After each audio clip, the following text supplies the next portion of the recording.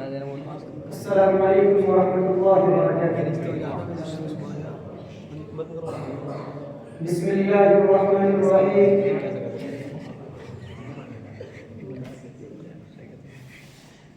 الحمد للہ وکفى والسلام علی عباده الذین اصطفى. اما بعد اعوذ باللہ من الشیطان الرجیم. بسم اللہ الرحمن الرحیم. ما كان محمد أبا أحد من رجالكم ولكن رسول الله وخاتم النبيين وكان الله بكل شيء عليما. صدق الله العلي العظيم وصدق رسوله النبي الكريم. یہ بات آیا ہے دنیا پر ہم بھول بھی ہیں تلوار بھی ہے. یہ بات آیا ہے دنیا پر ہم بھول بھی ہیں تلوار بھی ہے. ہم بس میں جہاں پھٹکائیں گے یا خون میں نہا کر دم لیں گے.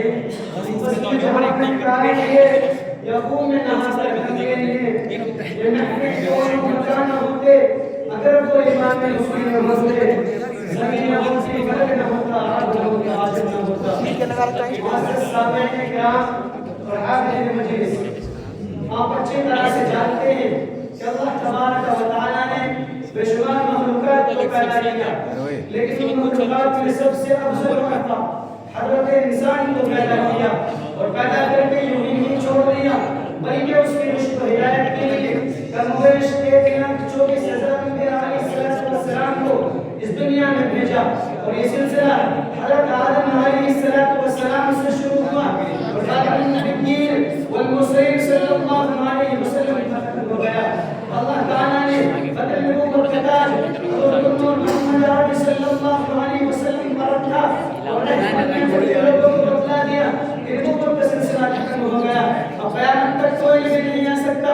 قرآن اعلان کرتا ہے ما كان محمد ابا احد من رجالكم ولكن رسول الله وخاتم النبيين وكان الله بكل شيء عليما. قرآن کہتا ہے اليوم اكملت لكم دينكم واتممت عليكم نعمتي ورضيت لكم الاسلام دينا ان الدين عند الله الاسلام. آپ صلی اللہ علیہ وسلم کے بعد کوئی نبی پیدا نہیں ہو سکتا. قرآن کریم کا یہی فیصلہ ہے، توریت کا بھی یہی فیصلہ ہے، زبور کا بھی یہی فیصلہ ہے، انجیل کا بھی یہی فیصلہ ہے، ابو بکر کا بھی یہی فیصلہ ہے، علی کا بھی یہی فیصلہ ہے، عثمان کا بھی یہی فیصلہ ہے، طلحہ و زبیر کا بھی یہی فیصلہ ہے. تمام مسلمانوں کا بھی یہی فیصلہ ہے. تمام محدثوں کا بھی یہی فیصلہ ہے. تمام مفسروں کا بھی یہی فیصلہ ہے کہ آپ صلی اللہ علیہ وسلم خاتم النبیین والمرسلین ہیں. نبوت کے عالیشان عمارت آپ کے عمل سے تعمیر مکمل ہو گئی. اب قیامت تک کوئی نبی نہیں آ سکتا. اگر اس کے بعد کوئی نبوت کا دعویٰ کرے گا تو وہ کذاب ہوگا، مردود ہوگا، شداد ہوگا، وقت کا فرعون ہوگا، چور ہوگا، وقت کا سب سے بڑا کمینہ اور ذلیل ہوگا، سینہ باز ہوگا، دھوکے باز ہوگا، عکار مکار ہوگا، عیار ہوگا، ابلیس ہوگا، مردود ہوگا، جھوٹا نبی ہوگا.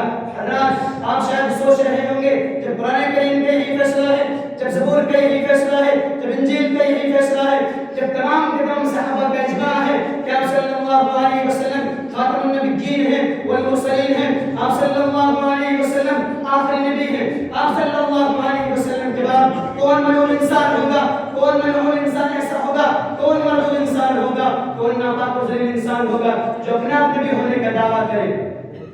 میرے بھائیوں، اسود انسی، مسیلمہ کذاب، اسود بن کعب، طلحہ بن خالد وغیرہ وغیرہ، یہ سارے کے سارے لوگ نبوت کا دعویٰ کر چکے ہیں. اور ہندوستان کے اندر افریقی نبی مرزا غلام احمد قادیانی نے نبوت کا دعویٰ کیا. اس ملعون نے ہندوستان کے مسلمانوں کو کفر کی تحریک پر کھڑا کر دیا. اس کی ایک تاریخ ہے، اگر اس تاریخ کا پس منظر سمجھ لے تو بات بالکل واضح ہو جائے. دوستو، مرزا غلام احمد قادیانی انگریزوں کا نبی تھا. مرزا قادیانی کذاب اور ملعون تھا. مرزا قادیانی شداد تھا. مرزا قادیانی سب سے بڑا کمینہ اور ذلیل انسان تھا. مرزا قادیانی انگریزوں کا نبی تھا. مرزا غلام احمد قادیانی سب سے بڑا کمینہ اور ذلیل انسان تھا. حضرت قربان جائے ابوبکر صدیق پر انہوں نے پوری زندگی نبی کی اطاعت میں گزار دی، تن من دھن قربان کر دیا، لیکن نبی نہیں بنے اور نہ کبھی نبوت کا دعویٰ کیا.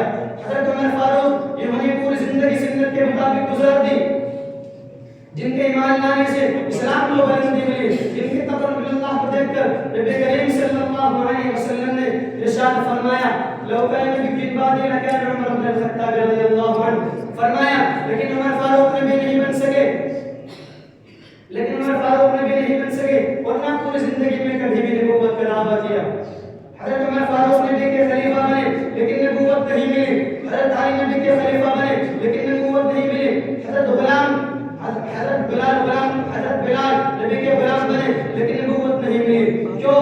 اس لیے کہ نبوت کا دروازہ بند ہے، نبوت کا سلسلہ بند ہے۔ اب ہمیں بتائیں کہ کوئی قادری جب صحابہ کرام فنا فی اللہ اور فنا فی الرسول کے درجے کمال حاصل کر لینے کے بعد بھی نبوت نہیں ملی تو مرزا قادری جھوٹ بولتا تھا، چوری کرتا تھا، عشق کرتا تھا، جوان لڑکی سے خدمت لیتا تھا، مقدمے بازی کرتا تھا، اسلام کو شکر کرتا تھا۔ یہ فنا فی اللہ کا تقویٰ ہے، یہ فنا فی اللہ کا درجہ ہے۔